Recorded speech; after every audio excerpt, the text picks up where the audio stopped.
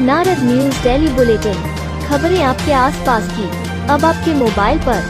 कांग्रेस ने सिंचाई विभाग की ओर से सैंसपुर विधानसभा क्षेत्र में 7 अगस्त को निकाली गई 4 निविदाओं में अनियमितता बरतने का आरोप लगाया है।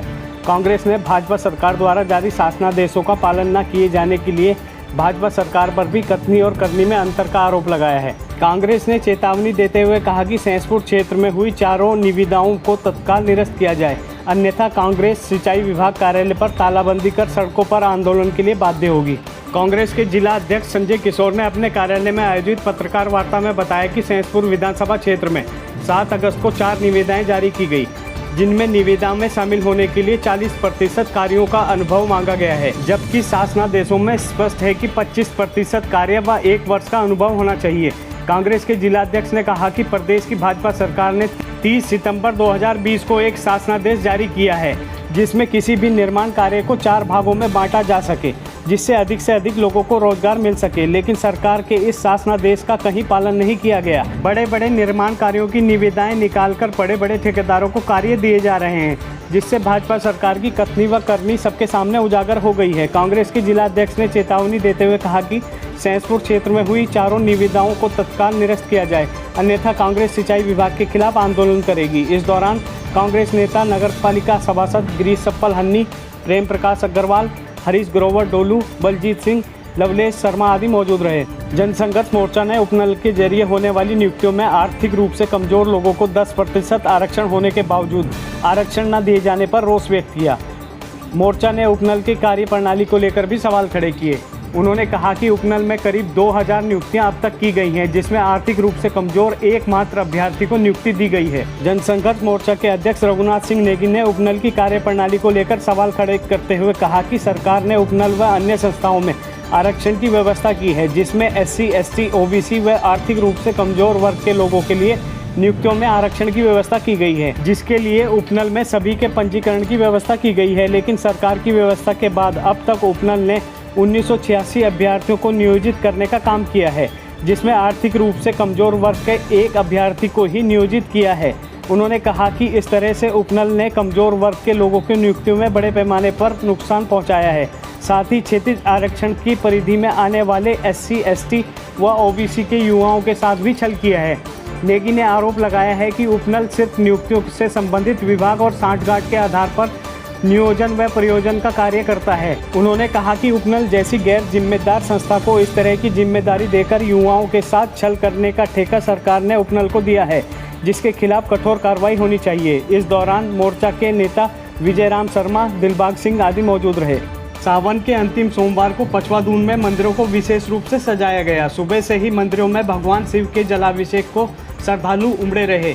वहीं विकासनगर मेन बाजार निकट पुलिस चौकी में सावन के अवसर पर भोलेनाथ के भंडारे का आयोजन किया गया, जिसमें श्रद्धालुओं ने बढ़ चढ़कर भाग लिया व प्रसाद ग्रहण किया। इस मौके पर अमरनाथ चावला, सुनील डंग, प्रमोद चावला, बालकिशन, गोपाल चूग, अमर, जतिन, मदन, शरद, मन्नी आदि मौजूद रहे। विकासखंड कार्यालय विकासनगर में सोमवार को भारत रत्न पूर्व प्रधानमंत्री स्वर्गीय अटल बिहारी वाजपेयी की पुण्यतिथि पर उन्हें श्रद्धांजलि दी गई। ब्लॉक प्रमुख जसविंदर सिंह के साथ समस्त कर्मचारियों और जनप्रतिनिधियों ने उनके चित्र पर पुष्प अर्पित कर भावपूर्ण उनका स्मरण किया। साथ ही उनके बताए मार्ग पर चलने का संकल्प भी लिया।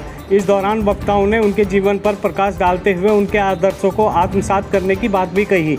इस मौके पर प्रधान नरेंद्र तोमर, उर्मिला शर्मा, पूर्व प्रधान रूमीराम, भूमि सिंह, आशा चौहान, आशा सक्सेना, धर्मवीर, श्यामा चौहान, पंकज शर्मा, मुकेश शर्मा, सौरभ गुप्ता, जितेंद्र कुमार आदि मौजूद रहे।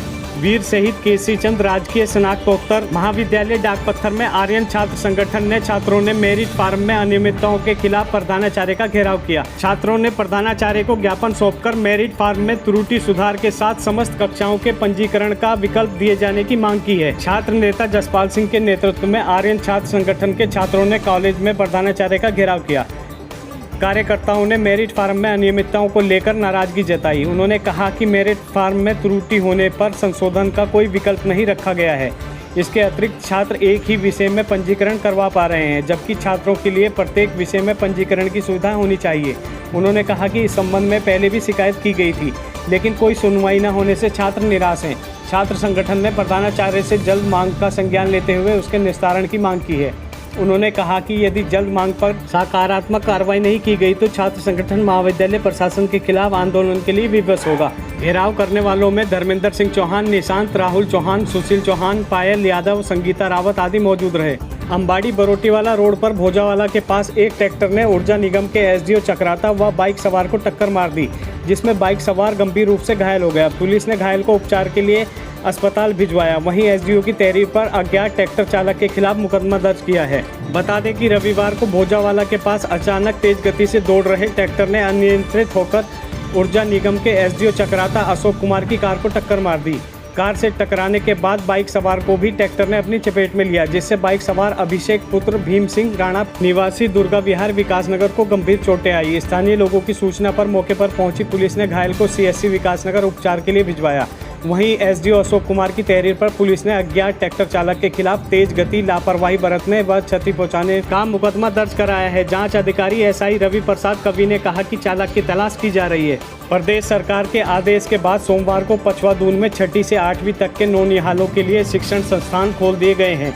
लंबे समय से स्कूल की घंटी की आवाज़ सुनकर नौनिहालों के चेहरे खिले रहे। हालांकि पहले दिन शासकीय और अशासकीय शिक्षण संस्थानों में छात्र संख्या 50% से कम दर्ज की गई। संकुल समन्वयक राम नारायण रतूड़ी ने बताया कि विकासनगर ब्लॉक के 34 जूनियर हाई स्कूल में पंजीकृत कुल 3122 छात्र छात्राओं में से पहले दिन 1488 छात्र छात्राएं स्कूल पहुंचे। हालांकि कक्षा 9 से 12वीं तक के छात्रों की संख्या में अब इजाफा होने लगा है, जबकि प्रत्येक शिक्षण संस्थान की ओर से ऑनलाइन शिक्षण जारी रखा गया है।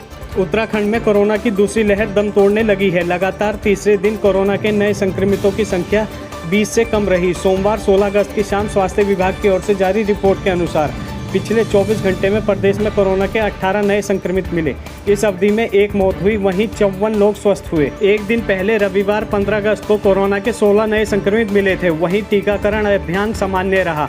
प्रदेश में अब कोरोना कर्फ्यू की अवधि 17 अगस्त की सुबह 6 बजे से बढ़ाकर 24 अगस्त की सुबह 6 बजे तक कर दी गई है।